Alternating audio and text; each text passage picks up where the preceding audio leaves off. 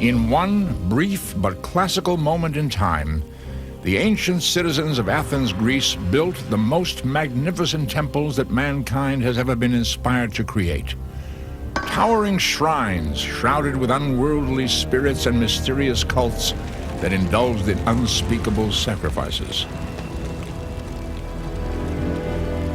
Discover for whom these columned temples were built, and learn about the haunting mysteries that still lie buried amongst these marbled wonders of ancient Greece.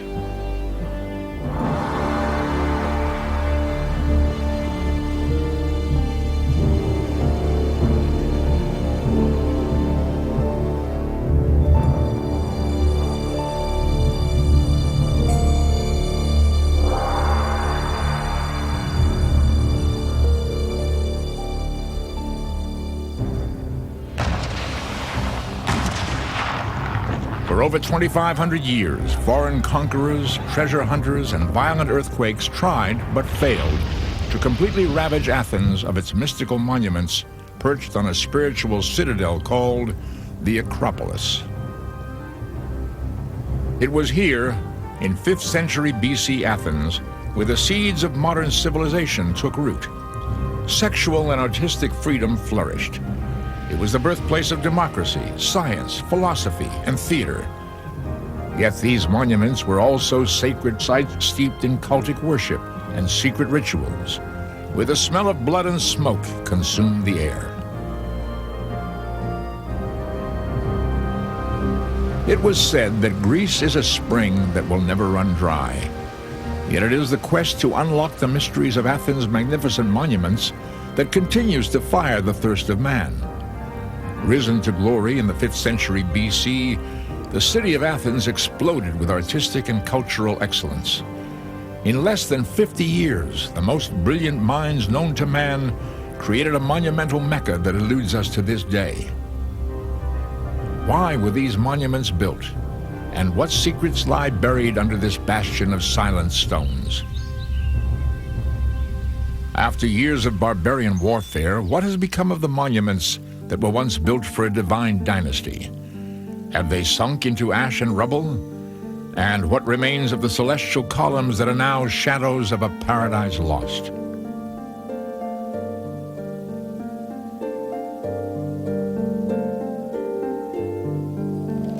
The origins of Athens' temples are lost in myth and legend. In prehistoric times, the earliest records from 1000 BC reveal that Attica, the Mediterranean area now known as Greece, was once divided into many city-states, Athens being the most powerful. The Acropolis, which means high city, served as a refuge against enemy attacks. The early Athenians believed that the Greek goddess Athena, protector of life, and Poseidon, god of the sea, competed to rule over Athens. In the contest, Athena created the olive tree. Poseidon, on the other hand, struck his trident down on the limestone rock on the Acropolis and produced a spring of salt water. Yet it was Athena's luscious olive tree that would become the essence of their economy. No one in ancient Greece doubted Athena's supernatural powers. As a result, the creator of the olive tree was proclaimed the divine guardian of Athens. The olive, fertile and self-sown, the terror of our enemies, that no hand tames or tears away. Sophocles. Since primitive times, the ancient Greeks had always respected their gods and goddesses. Early on, they built small shrines throughout the Mediterranean in honor of them. In 566 BC, the Athenians began building a larger sanctuary on the Acropolis to worship Athena and their other deities. Political disturbances, however, interrupted the construction of the limestone temples. In 480 BC, King Darius of Persia declared war on Attica. Other city-states quickly looked to Athens and its powerful military for help.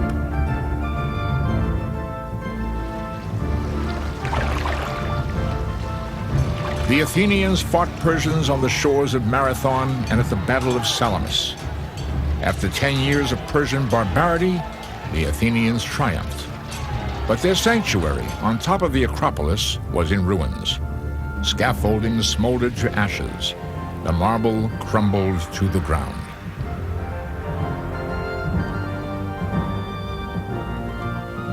The Persian wars devastated the Athenian spirit. Yet, amidst their sorrow, a miracle occurred. The ancient Greek historian Herodotus wrote that the warring Persians had burned the sacred olive tree that Athena had planted on the Acropolis. But within 2 days, a new shoot sprang forth, a sign that their patron goddess was still protecting the city.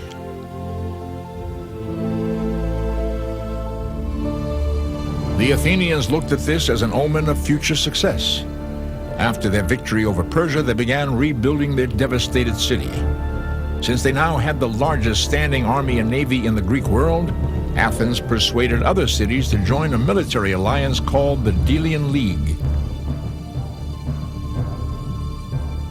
With the Delian League, Athens became the guardian of Greece. City-states began paying the treasury of Athens for protection against future enemy attacks. With large sums of gold pouring into Athens, one Athenian statesman was determined to rebuild the Acropolis to its fullest splendor. His name was Pericles. Although an aristocrat himself, Pericles was an engaging orator who compelled the rich, poor, and enslaved. This tart-tongued statesman masterminded the organization of a democratic empire. Pericles spun a feeling of optimism and a spirit of an era that would forever be known as the Golden Age. Our city is an education to Greece. Pericles, 449 BC. For over 30 years, this Golden Age shimmered brightly over Athens. In 449 BC, Pericles commissioned the building of 4 civic temples on the Acropolis that would be dedicated to their deities. Of the 4, the Parthenon would become the most important monument of Western civilization. Pericles hired the finest architects, artists, and sculptors. It took over 10 years to transform massive slabs of limestone into a Mediterranean masterpiece. But how was Pericles' remarkable dream accomplished? Building the Parthenon on the Acropolis became an enormous feat, which tested the brute strength of man against the forces of nature. With muscle and might, large gangs of workers, many of whom were slaves, dragged slabs of precious limestone from quarries miles away, using only ropes and oxen. The Pentelic marble was then placed on carts, where teams of horses hauled the material up the steep hill to the Acropolis.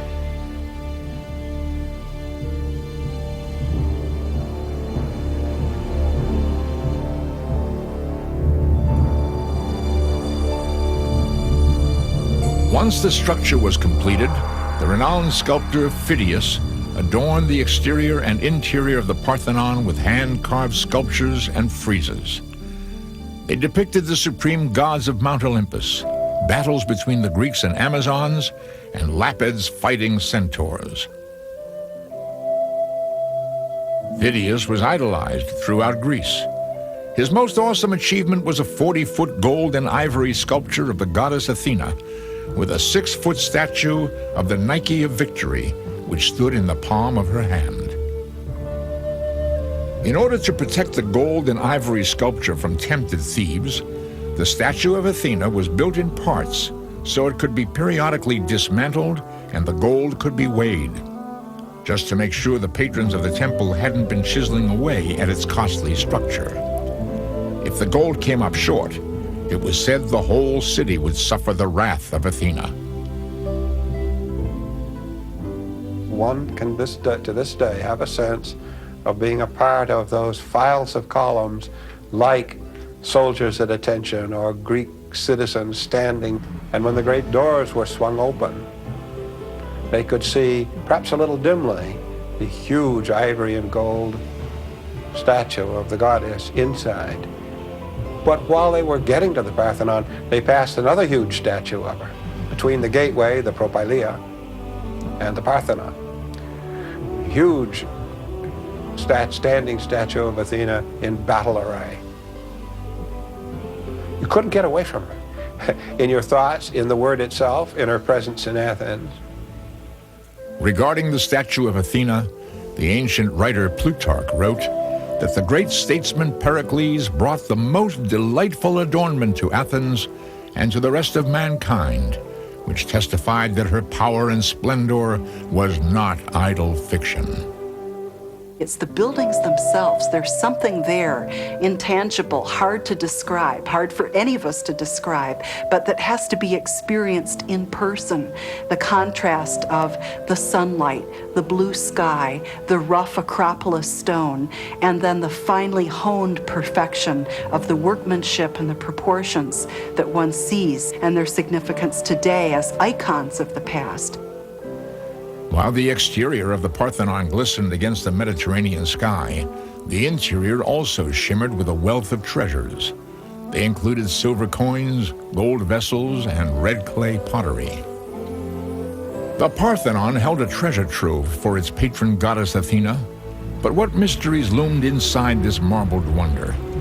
When we return, we will learn what secret rituals were performed in and around the temples of the Acropolis.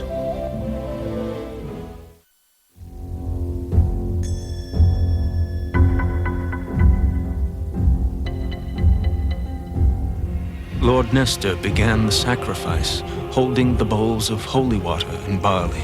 Thrasymedes struck the ox a mighty blow. His axe severed the tendons of its neck. The watching women cried out. Dark blood poured out, and life left the carcass. Homer, the Odyssey. The ancient Athenians performed sacred rituals for their gods to keep the evil spirits at bay. On the Acropolis, such sacrificial ceremonies occurred every 4 years, when Athens put on a grand birthday party called the Panathenea Festival in honor of their patron goddess, Athena. Up until the 5th century BC, the land of Attica, the region now known as Greece, was covered with small shrines and cult centers dedicated to their gods, who were said to live on the top of a snowy peak called Mount Olympus. The Panathenea Festival was the first attempt in ancient Athens to create a national cult for all of its citizens to celebrate.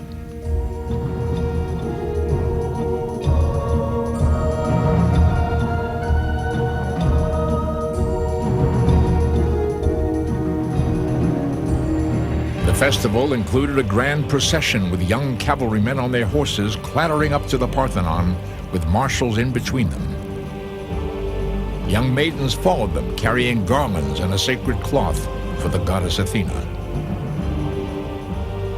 The cult statue of Athena was dressed up, was given a new robe, and I suspect that it was also given earrings and jewelry, so it got a whole new apparatus. And the appearance of the cult statue must have been seen as a kind of epiphany of Athena for the common people. The festival was peppered with wine, women, and song. Athletic and singing contests were performed in honor of the gods. The winners usually received a large jar of olive oil, which was almost as precious as gold. Ancient epigraphs reveal that the statue of Athena presided over a ceremony where bulls and sheep were sacrificed. On some festival days, over 100 animals would be slaughtered as offerings to the patron goddess. The Acropolis was filled with cult, so to say, and with cult monuments. What happened is that you had these temples surrounding an open space, and in this open space the sacrifices took place, because you have to have a bit of a public space for the people to gather, for the populace to gather. And the main rituals that happened here during the festivals were, first of all, sacrifices of animals. That is the common thing. Questions persist of where the sacrifices actually took place. Many archaeologists believe that they must have been performed outside the temple due to the carnage and amount of blood that must have been spilled. The archaeological evidence on the Acropolis itself is very hazy. Of course, we have a place between the temples where we think the sacrifices took place, but no altar has been found. The ancient Athenians were very superstitious about appeasing their gods. On these festival days, and even on non-festival days, Any citizen could go to a certain temple and take part in a sacrifice to ask a particular deity for a favor. Greek peasants would typically ask for economic aid or better luck with the harvest of their crops. Women would frequently ask the gods for aid in childbirth and raising healthy babies.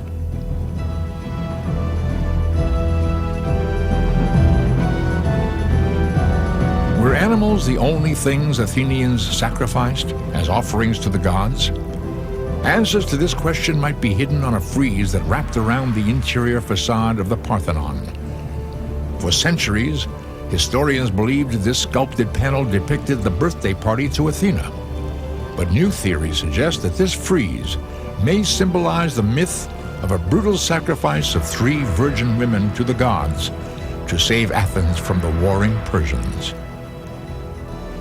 Human sacrifice in ancient Greece was definitely carried out into the historical period. It seems to have been used only in times of dire necessity, when there's a plague, a famine, or a military problem, and you need to propitiate the gods to end this terrible misfortune. Human sacrifice had been discontinued by the Golden Age, although the controversy whether the Parthenon frieze suggests the sacrifice of 3 women continues. Through the ancient Roman travel writer Pausanias, historians do agree that cult worship flourished, particularly inside the Erechtheion, considered the most sacred temple on the Acropolis. Outside the Erechtheion, an oil lamp perpetually burned day and night. Inside the temple were shrines and cultic worship to many gods. The ancient Roman writer Pausanias observed that in front of the temple's entrance was an altar to the god Zeus. There nothing was sacrificed that breathed, and no wine could be served. However, the ancient Greeks did offer sweet cakes to their imposing god.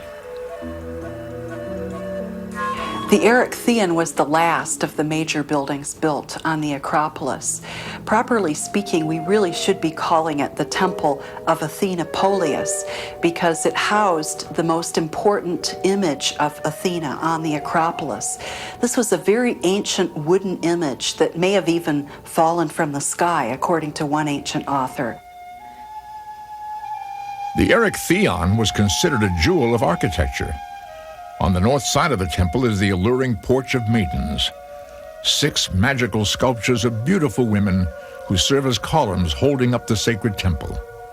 Much speculation has surrounded these women. Who were they? One ancient Roman architect said they symbolized maidens captured in a battle in the 5th century. Other archaeologists believe they are the daughters of King Kekrops, who is believed to be buried underneath the temple. It is often assumed that it was there at the southwest corner, and that the Porch of the Maidens, that the maidens themselves perhaps represent the daughters of King Kekrops, but no burial was recovered in any of the excavations in the last century. The Erechtheion was shrouded with unworldly spirits. But what secrets loom inside the 3rd monument that was built on the sacred hill? The Temple of Athena Nike is located near the entranceway leading up to the Acropolis. Built after the completion of the Parthenon in 432 BC, this magical temple is smallest and the most delicate monument on the site.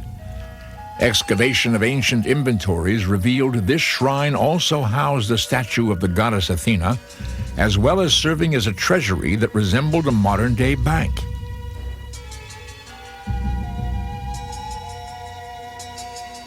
The citizens of Athens brought their money and valuables to the temple for safekeeping.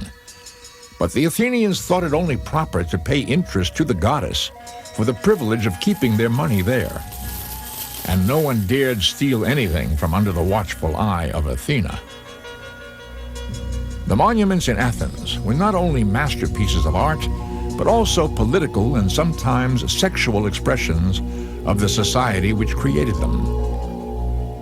When we return, we'll trace the origins of Western civilization by uncovering the monumental remains of an orgiastic cult of ancient Athens.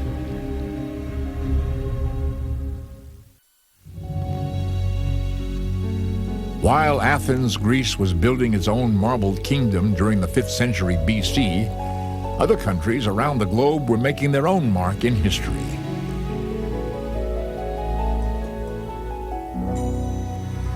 In India, a visionary called the Enlightened One founded the Buddhist Empire, which quickly spread across Asia. Its followers were taught the way to nirvana was to achieve wisdom and renounce negative thoughts. In the Holy Land, the Wall of Jerusalem was known to have been erected by Nehemiah and Ezra. It was during this time, too, that the Torah became the moral book of the Jewish state.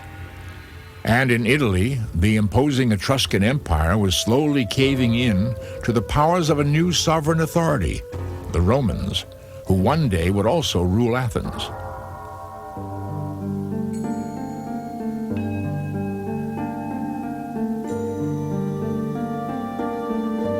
The creative spirit on the Acropolis was contagious, gushing down into the heart of the city of Athens called the Agora. During the glorious Golden Age, the Agora was a place bursting with inspiring minds in search of human excellence.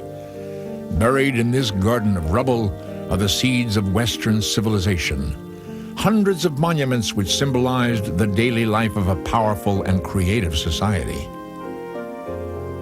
I think Athens had a sense of optimism at this time, a sense of power and possibility, a sense of an optimistic future that helped to fuel the creativity in the visual arts and in the literary arts.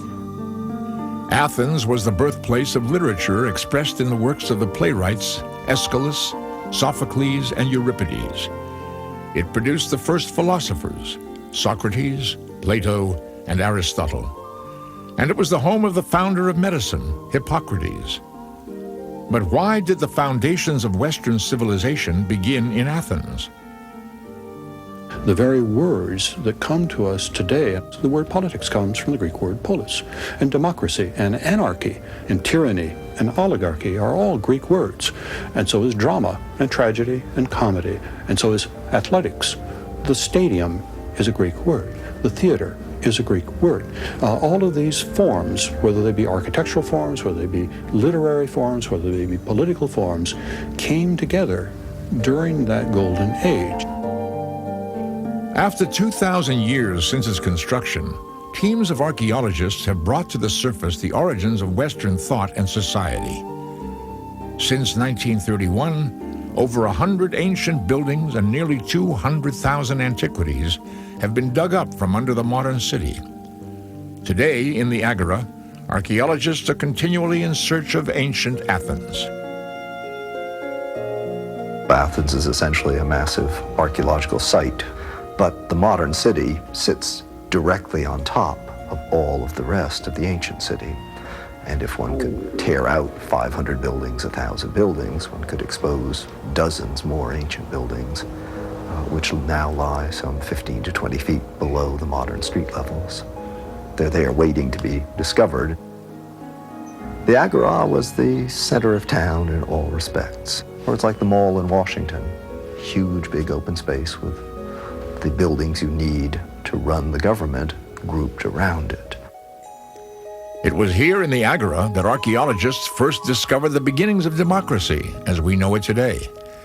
Inspired by the democratic spirit of their leader, Pericles, the ancient Athenians wrote their own constitution.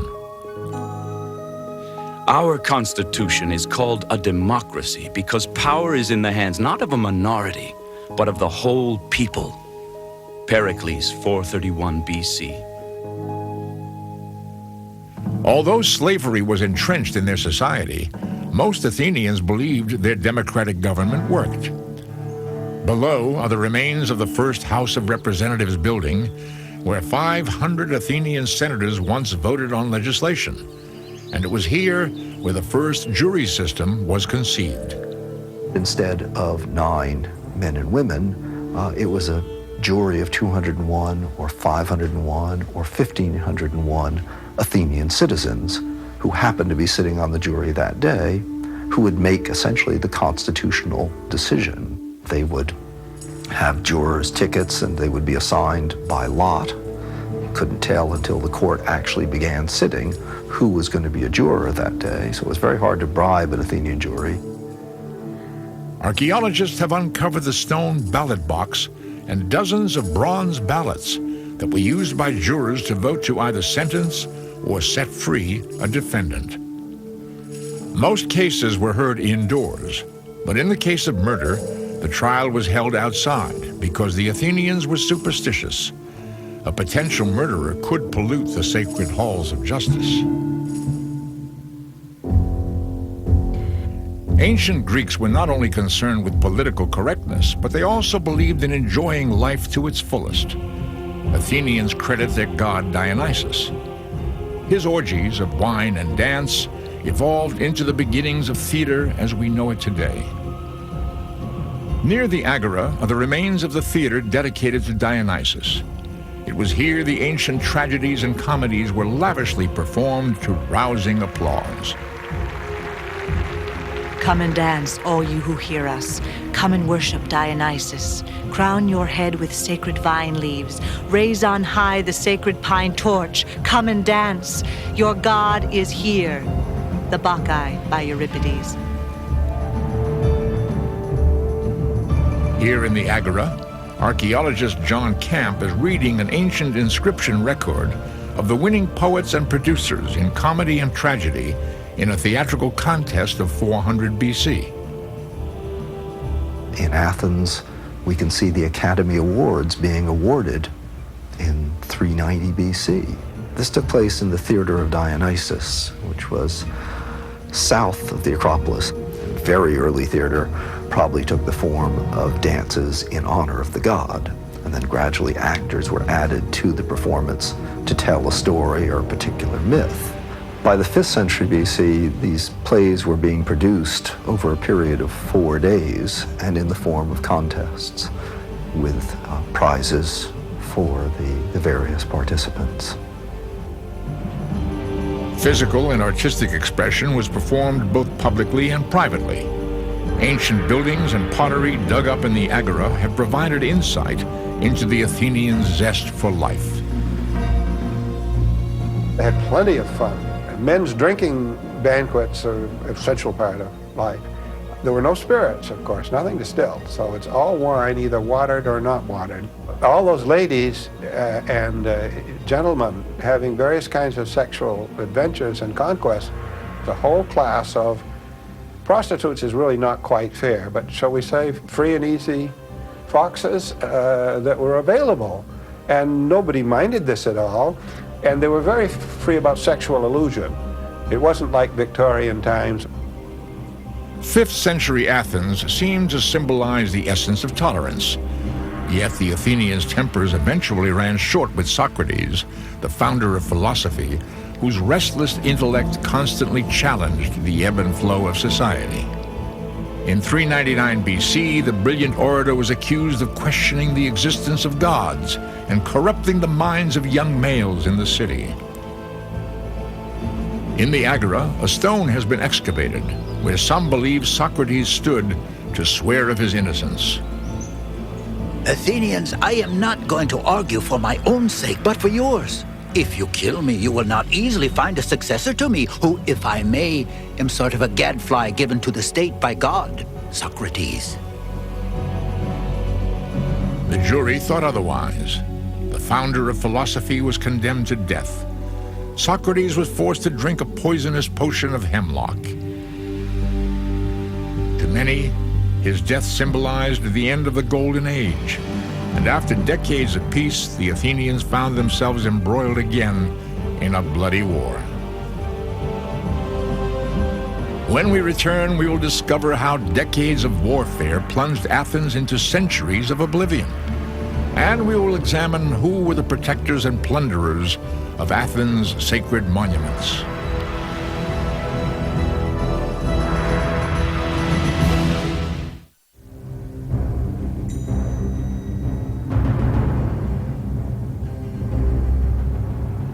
For every nation that lives peaceably, there will be many others to grow hard and push their arrogance to extremes.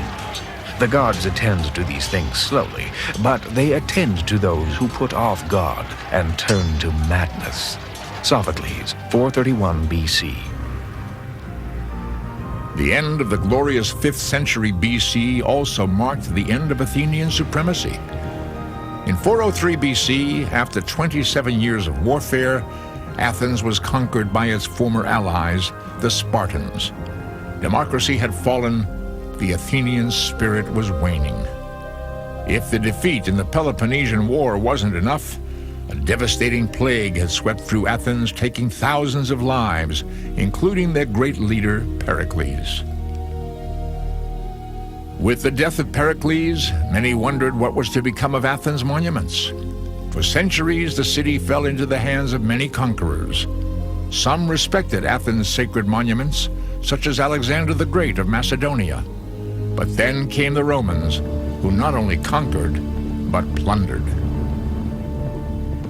When the Romans first came into contact with the Greek world, they did so militarily. Their warriors made off with a great deal of Greek art as plunder and booty from their military success. But at the same time, they were extraordinarily respectful of Greek education and Greek culture, and even the taking off of this material represented a desire to participate in Greek civilization. As time went on, this bond between Athens and Rome became very strong. Much of Greek civilization survived through the medium of the Roman Empire. During the Byzantine Empire of 435 AD, foreign attitudes towards the monuments began to change. A Christian basilica was built in the center of the Parthenon. Cultic worship in the temples was outlawed.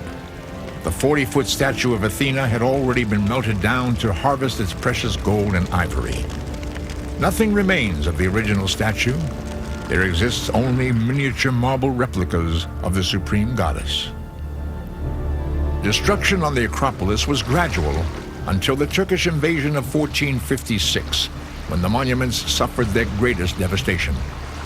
The Turks destroyed the temple of Athena Nike and used its marble for building material, fortifying the propylaea or entranceway. Inside the Parthenon, a mosque was built, replacing the church. And there too, inside the Parthenon, the Turkish military stored their powder magazine. So by the time the Turks got to Athens and Greece, it was a brutally impoverished, underpopulated country. Wasn't anything the Athenians could do then. There was nothing there left of their past. By then, many of the monuments simply had decayed. You know, if you don't maintain a building, it falls down eventually. During this time, foreign visitors to Athens tried to keep the image of the worn monuments alive by making detailed drawings of them. But then, on an evening of September of 1687, the unspeakable happened. Warring Venetians bombed the Parthenon, hitting the powder magazine. The most splendid temple known to man came crashing down on two sides. The Acropolis became a bedlam of broken marble. Many of Phidias' finely sculpted friezes shattered into pieces. Athens' monumental achievement was in shambles. People no longer looked at the ruinous temples as works of art. Athenians hauled away wagon loads of broken marble to use to build their homes. Say you wanted to build your own house.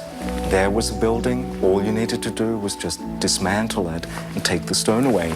And in many ways, what survives is some of the blocks that people did not want to use.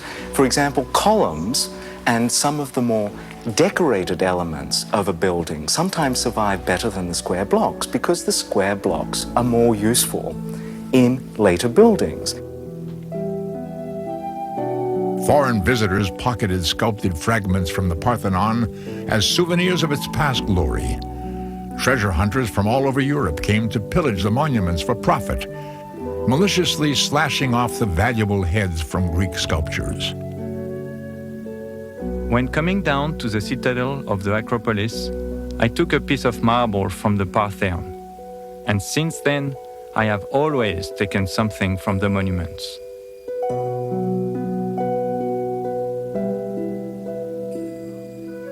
This is probably our greatest loss, that it is these sculptures, these reliefs that have been either stolen or destroyed by barbarians, including Christians who thought that they should destroy these pagan images, or simply being looted by later European countries. Of all the plunderers who ventured to Athens, none were more controversial than Lord Elgin of Scotland. Elgin was an 18th century Scottish nobleman who was appointed ambassador to Istanbul and the Sultan of the Ottoman Empire. Elgin became obsessed with purchasing antiquity. While on a visit to Athens, he set his sights on the temples of the Acropolis. In 1802, Lord Elgin received permission from the Turkish authority, who was then in charge of Athens, to remove the sacred sculpture from the Parthenon. The citizens of Athens were outraged by Elgin's attempt to ravage the Acropolis of its masterpieces. But at the time, there was strong competition among Western Europeans, particularly the French and British, for collecting remnants of Greek sculpture and Greek architecture. Lord Elgin was said to have had mixed emotions about pillaging the monuments, but at the same time he was very eager to bring parts of Athens' past back to England. With saws and chisels, Lord Elgin's men stripped the Parthenon of much of its treasures. They took 12 statues, 56 panels from its infamous frieze, and 15 metopes. Many of these marbles smashed to pieces when lowered to the ground. Elgin then set his sights on the sacred Erechtheion and removed one of its columned maidens and replaced it with a plain marble column. The Athenians were outraged. Had Elgin gone too far? While sailing back to England with his harvest of plunder, Elgin's vessel was shipwrecked. Several marbles sunk to the ocean floor, never to be found. Some Athenians believed that Poseidon, god of the sea, took revenge on Elgin, although Lord Elgin was later able to retrieve much of his sunken treasure trove.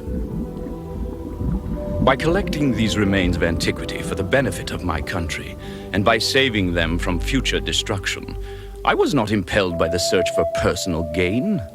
Lord Elgin, 1816.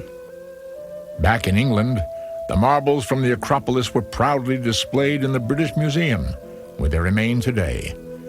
Yet the controversy surrounding Elgin and the marbles continues. Was he a protector or plunderer of Athens' sacred monuments? He was a person who believed in what he was doing. We call him a plunderer today, and from our point of view today, it's justified. But I don't believe that he thought of himself that way at all. He was a man mad for the classics. Today, the Greek government is petitioning to have the infamous Elgin marbles returned to a new museum being built in Athens.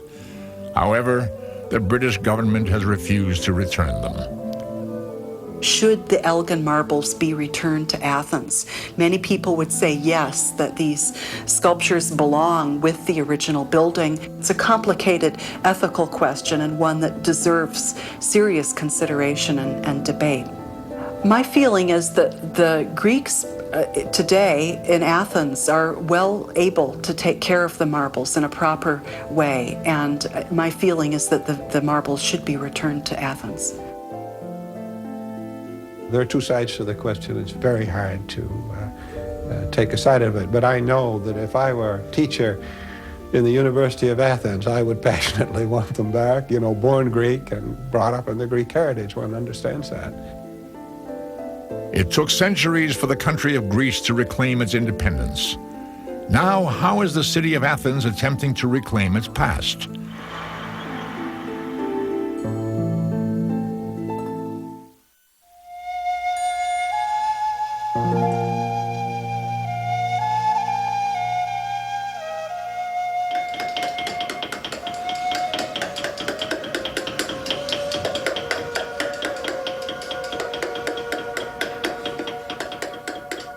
Every marble is labeled.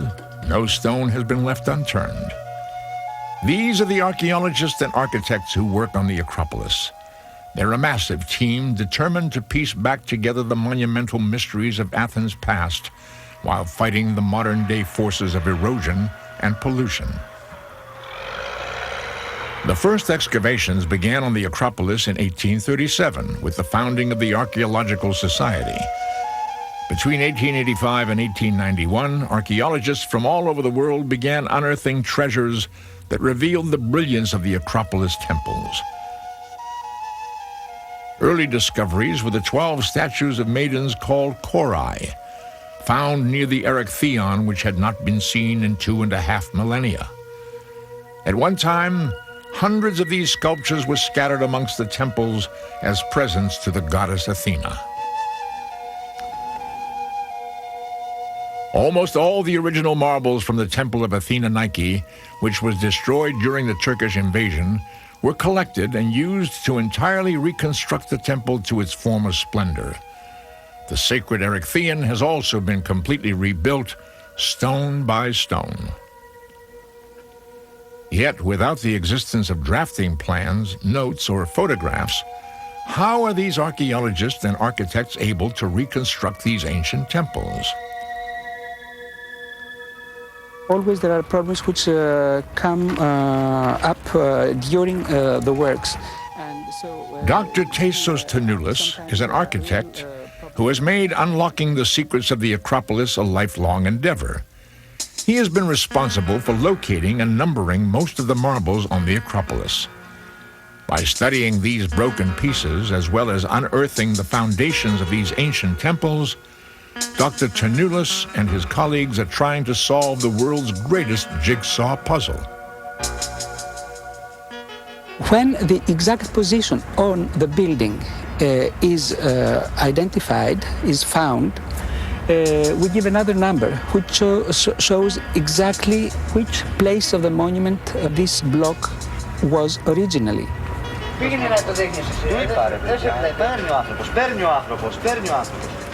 It is like a puzzle. I mean, it goes only in one place, not in many places.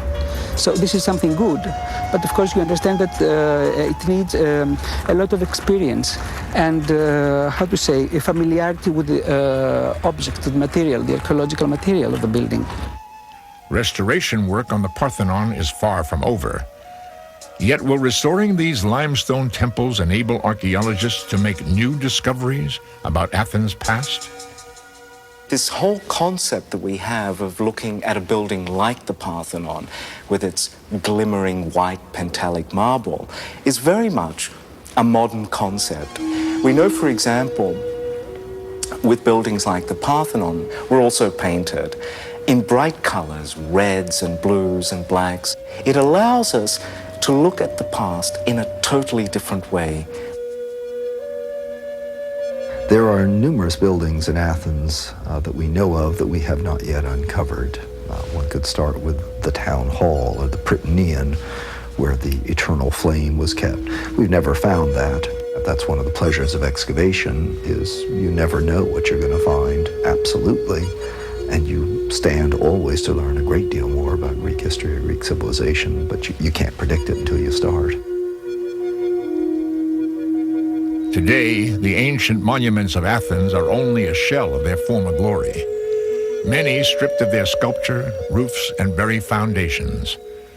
The ancient sacrifices and rituals that took place in and around these shrines are lost in the pages of history books.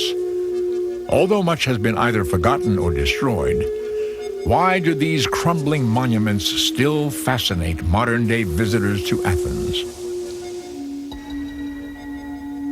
I think that even today, looking at these remains, which are so partial and even rather sad, we still sense that sense of aspiration and achievement and aesthetic perfection that is there intrinsically in the buildings. So I would say that it's the buildings themselves that are the principal lure for visitors today. Athens still remains a fertile bastion for those in search of an ancient past through its monuments that have survived the test of time. Future ages will wonder at us, as the present age wonders at us now. Pericles. Think the first Superdome was opened in 1965? You're about 2,000 years off. Think the first gated communities were built in the 1980s? Think again. The Romans. They not only conquered the ancient world, they conquered the future. Rome. Engineering